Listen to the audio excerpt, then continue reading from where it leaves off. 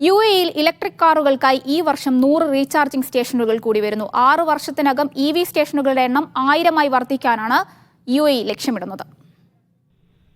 2050-നകം UAE-യിലെ പകുതി വാഹനങ്ങളും ഇലക്ട്രിക് വാഹനങ്ങളാക്കുക എന്നതാണ് സർക്കാരിന്റെ പ്രഖ്യാപിത ലക്ഷ്യം. ഇതിന്റെ മുന്നോടിയായാണ് രാജ്യത്തെ റീചാർജിംഗ് സ്റ്റേഷനുകളുടെ എണ്ണം വർദ്ധിപ്പിക്കുന്നത്.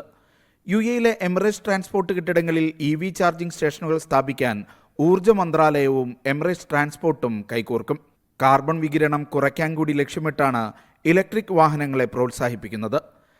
രാജ്യത്തുടനീളം ഇതിനായുള്ള അടിസ്ഥാന സൗകര്യങ്ങൾ വിപുലീകരിക്കുമെന്ന് ഊർജ്ജകാര്യ അണ്ടർ സെക്രട്ടറി ഷെരീഫ് അൽ ഉലമ പറഞ്ഞു. ഇലക്ട്രിക് കാറുകളുടെ വിൽപ്പനയിൽ മിഡിൽ ഈസ്റ്റിൽ 2ാം സ്ഥാനത്താണ് UAE.